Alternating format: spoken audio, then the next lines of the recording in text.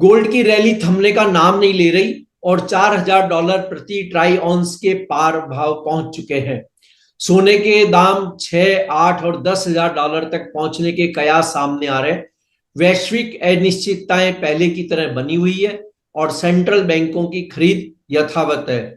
Gold की कीमतों में अब और कितना आएगा तूफान या आएगा कुछ करेक्शन, इस पर बात करेंगे all India jewellers and gold Smith federation के नेशनल सेक्रेटरी नितिन केडिया से।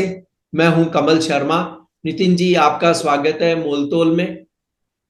धन्यवाद कमल जी। जी नमस्कार। नितिन जी, सोने की कीमतें पहली बार $4,000 प्रति ट्राई ऑन्स के ऊपर ट्रेड कर रही है। क्या उम्मीद करें आपकी कीमतें किस ओर बढ़ रही है? कपिल जी देखिए, जब हमने लास्ट प्रोग्राम किया था तो हमने दो चीजें डिस्कस करी थी। पहली चीज थी कि दिवाली के पहले जो है गोल्ड $4,000 क्रॉस कर जाएगा। और दूसरी बात ये थी कि ये अब एक सिंपल ब्रेनर मार्केट बन चुका है, जहां पे आपको एक दिन पहले के लो का स्टॉप लॉस लगाना है और गोल्ड को बाय कर लेना है, और जहां पे भी ₹1,800 बढ़ता है वहां पे आपको प्रॉफिट बुक करके निकल जाना है। देखिए, ट्रेंड तो अभी भी ऊपर का बना हुआ है, और जिस तरीके से कुछ नए नए इश्यूज आते जा रहे हैं, एक इशू खत्म हो रहा है। जैसे अभी मान लीजिए आज हमास का और इसराइल का इशू जो है वो ऑलमोस्ट खत्म होने के कगार पे है, लेकिन शटडाउन जो है वो बढ़ता हुआ नजर आ रहा है। और अभी एक कयास लगाए जा रहे हैं कि ये शटडाउन जो है वो 24 दिन से 30 दिन चल सकता है। अब शटडाउन अगर बंद होता है तो शटडाउन के बाद हो सकता है एक कोई नया नॉर्म्स निकल के सामने आ जाए। और जिस तरीके से बेसल 3 में गोल्ड, रियल गोल्ड को मॉर्गेज करने की बात आई है, तो पेपर गोल्ड जो है वो धीरे धीरे रिप्लेस हो रहा है आपका मेटल गोल्ड से या फिजिकल गोल्ड से। उसकी वजह से भी फिजिकल गोल्ड की जो डिमांड है बनी हुई है। तो मुझे लगता है कि मतलब इस बाजार में कोई 10% या 15% वाला जो करेक्शन का लोग एक्सपेक्टेशन कर रहे हैं, या आरएसआई देख के जो सेल कर रहे हैं, उनके लिए अभी कोई अच्छे दिन नहीं आने वाले। और we are heading towards the fastest $500 move in the history of gold. जी, तो नितिन जी, क्या इस समय गोल्ड में कोई डीप बाइंग का मौका बन रहा है? कमल जी, डीप बाइंग से आपका क्या मतलब है? करेक्शन का मतलब है या नहीं, यहाँ मतलब पे डीप बड़ी बाइंग यानी क्वांटिटी में बाइंग? जैसे कि $4,000 के ऊपर आ गया, यानी साइकोलॉजिकल लेवल को पार कर चुका है, तो कोई बड़ी गिरावट आप देखते हैं 200, 300, $400 तक की? कमल जी देखिए, किसी भी मार्केट में 5% या 3% का जो करेक्शन होता है, ये कोई बहुत बड़ी बात नहीं होती है। वो भी तब जब मार्केट्स जो है वो हाईली एक्सट्रीमली ओवरबॉट है। तो मेरा मानना है कॉशियस जो है वो इस बाजार में रहना बहुत जरूरी है, और एक दिन पहले के लो का स्टॉप लॉस रखिए। तो अगर 3% भी करेक्शन इस बाजार में आता है तो 100 $125 हो जाता है। तो मुझे लगता है उतना तो कभी भी आ सकता है। 3920 के आसपास का जो सपोर्ट है, ये काफी मेजर सपोर्ट है। अब जब तक ये 3920 और 3880 का जोन ब्रेक नहीं होता, गोल्ड में मुझे नहीं लगता कि किसी भी तरह का कोई डीप करेक्शन 10% या 15% वाली कोई बात अभी नजर आती है। जी, और आज हम देख रहे हैं कि फेड चेयरमैन पावेल शाम को बोलने वाले हैं कि क्या कह सकते हैं वे जिसका गोल्ड के ट्रेडर को ध्यान रखना चाहिए? देखिए, ये जो नई रैली है, ये पावेल की स्पीच, अगर आपको ध्यान हो तो पावेल की स्पीच के साथ ही शुरू हुई थी, जिसमें उन्होंने कहा था कि इंटरेस्ट रेट्स जो है वो इकोनॉमी को लेके हम कट कर सकते हैं। आंकड़े कोई आ नहीं रहे हैं इस समय, तो चाहे वो नॉन फॉर्म पेरोल का डेटा हो या किसी भी तरह के डेटा हो, वो शटडाउन की वजह से जो है वो नहीं आ रहे हैं। तो पावेल जो है वो एक इंडिकेशन शायद दे सकते हैं कि जो डेटाज हैं या जो आंकड़े हैं ये किस ओर इशारा कर रहे हैं आने वाले समय में। तो हमें जो सबसे ज्यादा निगाह रखनी है वो ये रखनी है कि अगर पावेल ये बोलते हैं कि इकोनॉमी जो है वो पटरी पे नहीं है, और इसको पटरी में लाने के लिए हमको और रेट कट्स करने पड़ सकते हैं, या मतलब फर्स्ट क्वार्टर तक भी ये रेट कट्स कंटिन्यू हो सकते हैं 2026 के, तो वहां से फिर हम गोल्ड में एक नई तेजी आते हुए देखेंगे। लेकिन अगर वो किसी भी तरह से इन्फ्लेशन को बड़ा रिस्क बताते हैं, जैसे अभी उन्होंने लास्ट फेड की मीटिंग में बड़ा बैलेंस अप्रोच लिया था जॉब्स और इन्फ्लेशन के बीच में, तो अगर वो इन्फ्लेशन को कोई बड़ा रिस्क बताते हैं तो फिर गोल्ड में हम एक 5% 6% करेक्शन की उम्मीद कर सकते हैं। एल्स मुझे लगता है कि जो ट्रेंड है वो कंटिन्यू करेगा।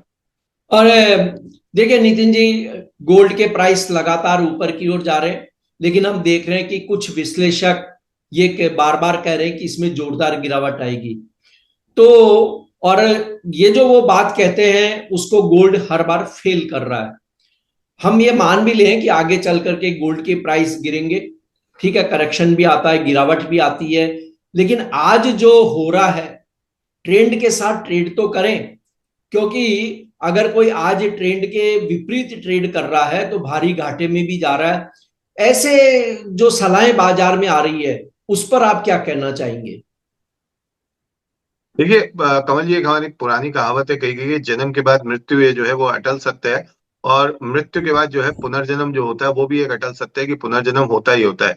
लेकिन इसके बीच में हम जीवित रहना नहीं छोड़ सकते, हमें जीवन का जो आनंद है वो लेते रहना चाहिए। तो सिमिलरली हर तेजी के साथ जो है वो एक काउंटर ट्रेंड जुड़ा होता है, या हर एक मंदी के साथ काउंटर ट्रेंड जुड़ा होता है। तो मुझे लगता है कि उसको ध्यान में रख के कि कल जो है कभी करेक्शन आएगा, तो वो करेक्शन लोग 3300 3400 डॉलर से शॉर्ट करा रहे हैं, आज 4000 डॉलर आ गया। अब अगर मान लीजिए 4500 डाल जाके 7% का करेक्शन आके वापस 3800 डॉलर आ जाए, तो वो किसके काम का है? वो किसी के काम का नहीं है। तो मेरा ये कहना है कि जब ट्रेंड जो है वो इतना सुपर स्ट्रांग है और इतना अप ट्रेंड में चल रहा है, तो अभी इस समय हमें चलती गाड़ी की सवारी करनी चाहिए। और जो लोग भी मान लीजिए टेक्निकल एनालिसिस करते हैं ना कमल जी, अब उनकी मजबूरी क्या है कि जितने इंडिकेटर्स हैं, आप कोई भी इंडिकेटर इस समय गोल्ड में ले लें आज, चाहे वो आप 200 दिन के मूविंग एवरेज से डिस्टेंस ले लें, आरएसआई ले लें, एमएसीडी ले लें, इनफैक्ट एडीएक्स भी अब एग्जॉशन की तरफ जा रहा है। तो ये सारे इंडिकेटर कहीं ना कहीं इशारा कर रहे हैं 3600 डॉलर से कि अब जो ये तेजी है ये कभी भी करेक्शन का उम्मीद ले सकती है। लेकिन देखिए चार्ट्स जो है ना, ये हमेशा आपके ट्रेंड को रिफ्लेक्ट नहीं करते हैं कि ये ट्रेंड जो है वो कहाँ से रिवर्स करेगा। क्योंकि ये जो रन आया हुआ है ये फंडामेंटल इकोनॉमिकल रन है, जहां पे सेंट्रल बैंक्स जो है वो कंटिन्यूअस बाइंग कर रही हैं, जियो पॉलिटिकल रिस्क बने हुए हैं। करेंसी को ऑलमोस्ट ये मान लिया गया है कि डॉलर जो है वो फेल हो जाएगा, या यूएस ट्रेजरी यील्ड्स की डंपिंग जिस तरीके से चालू है, तो ये सब फैक्टर्स की वजह से कमल जी गोल्ड में बाइंग हो रही है। और ये बाइंग जब तक है तब तक टेक्निकली हम ये देखेंगे कि अगर सपोज मान लीजिए 2% का करेक्शन आ गया, सपोज $80 गोल्ड लिया, $90 गोल्ड नीचे भी हो गया, वहां पे जो आरएसआई को हम देख रहे हैं, जिन्होंने आरएसआई को देख के 3600 में शॉर्ट किया था, तो वो आरएसआई जो है वो वापस 70 पे आ जाएगी, और वो बेचारे काट भी नहीं पाएंगे। वहां से जब आरएसआई बढ़ेगी तो वो और शॉर्ट करेंगे कि अब तो गोल्ड नीचे आ रहा है, और गोल्ड $4500 आके खड़ा हो जाएगा। तो मेरा मानना है ये समय वो नहीं है जब आप चार्ट्स को, टेक्निकल एनालिसिस को देख के ट्रेड करें। ये समय है जब आपको इकोनॉमी के साथ चलना पड़ेगा, फंडामेंटल्स के साथ चलना पड़ेगा।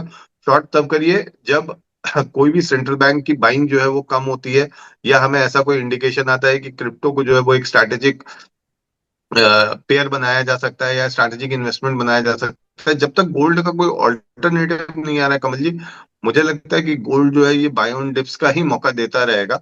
और इसका सबसे बड़ा अगर आप देखेंगे गोल्ड के अंदर जो स्पॉट और फ्यूचर का डिफरेंस है, ये भी काफी कम हो गया है। तो ये बताता है कि कहीं ना कहीं जो मार्केट में डिमांड है वो बहुत हाई है। और आप आज की डेट में किसी भी ग्लोबल बैंकर से बात कर लीजिए, चाहे वो यूबीएस है, चाहे जेपी मॉर्गन है, चाहे गोल्डमैन सैक्स है, कोई भी टाइमली गोल्ड की सप्लाई नहीं कर पा रहा है। आज जो गोल्ड पहले T+30 के लिए आता था, वो आज T+2 के लिए आ रहा है, और T+2 में भी वो 100 किलो की मिनिमम क्वांटिटी अगर आप उठा सकते हो तो ये आपको गोल्ड मार्केट में मिल रहा है, एल्स गोल्ड मार्केट में नहीं मिल रहा है।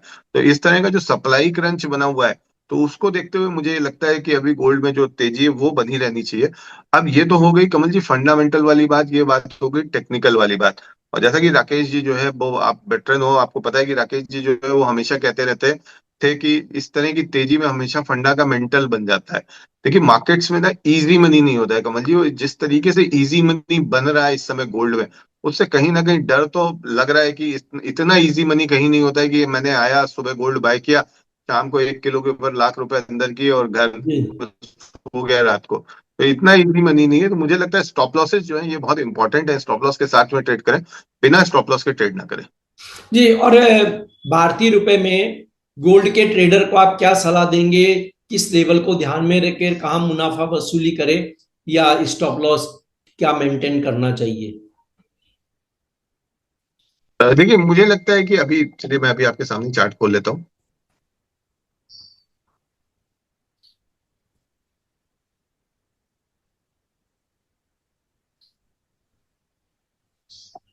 कमल जी अब जो सपोर्ट बन रहा है वो 1,22,322 का बन रहा है। तो आज के दिन में कहीं भी 1,22,300 और 1,21,500 के आसपास आता है, तो भारतीय बाजारों में गोल्ड को हम बाय करके चल सकते हैं। 1,20,500 का स्टॉप लॉस लगा के चलना है। जब तक 1,20,500 के लेवल नहीं टूटते हैं तब तक मार्केट में हम शॉर्ट टर्म के लिए ट्रेंड नेगेटिव नहीं देखेंगे। मार्केट जो है वो बाय ऑन डिप्स ही बना रहेगा। जी, और टारगेट क्या हो सकते हैं इसमें नितिन जी अब सोने के?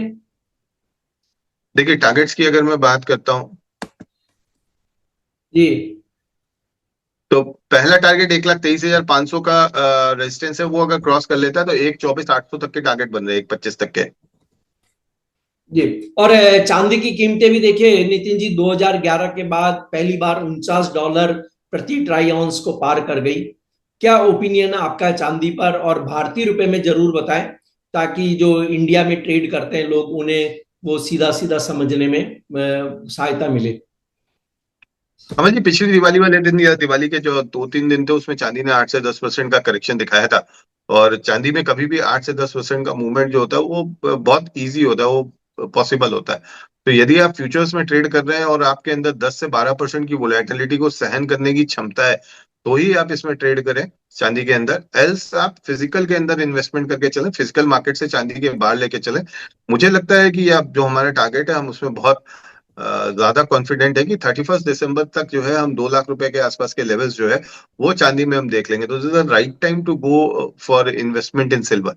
ट्रेडिंग अगर आप कर रहे हैं तो 1,45,000 के आसपास का एमसीएक्स में स्टॉप लॉस रखें, 45 के नीचे का।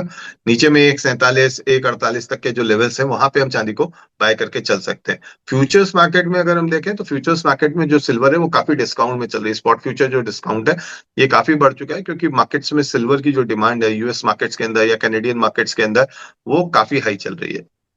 जी। और आपका कोई डिस्क्लेमर नितिन जी? हाँ कमल जी, मेरी गोल्ड और सिल्वर दोनों में लॉन्ग पोजीशन जो है वो अभी बनी हुई है। जी, आपका धन्यवाद, शुक्रिया नितिन जी। धन्यवाद सर।